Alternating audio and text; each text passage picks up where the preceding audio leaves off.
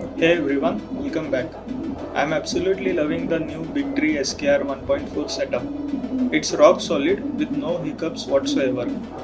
Performance is insanely smooth, and the printer's speed and responsiveness is now comparable to the high-end CoreXY machines like Bamboo Labs, as well as DIY builds like Voron and Radrick. As promised, I have upgraded the tool head, replacing the Sherpa Mini, which started having issues after 300 print hours.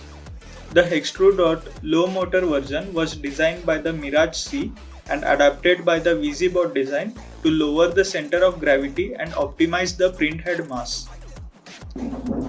I reused the same BMG hardware, but this time I avoided relying on the heat set inserts, swapping to the hex nuts instead for structural integrity. With the upgrade done, I ran the input shaper test again. Here's what we got.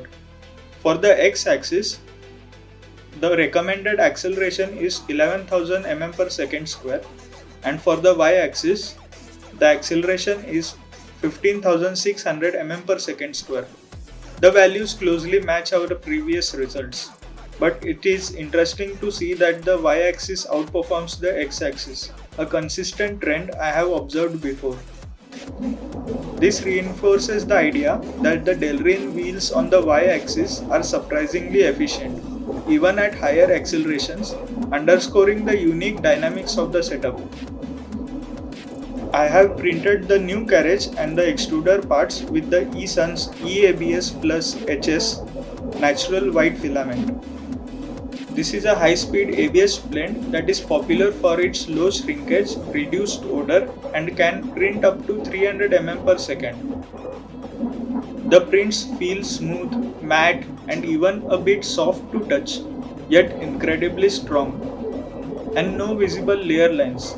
That's exactly what high-speed ABS is supposed to deliver. On the insulation front, I purchased some aluminum foil tape from the local hardware store. The plan is to line the interior with this foil tape and reflect heat more effectively.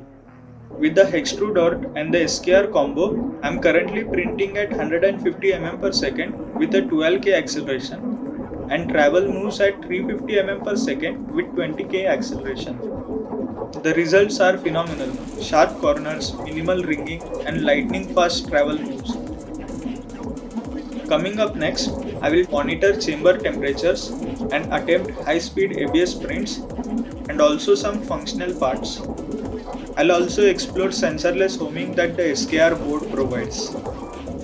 That's where we are right now. Performance has been absolutely stellar thanks to the SKR 1.4 and the HextrudORT combo. That wraps it up for today. Don't forget to like, share and subscribe, and also hit the notification bell if you are enjoying the build series. Thank you for watching, and I'll see you in the next one. Until then, happy printing!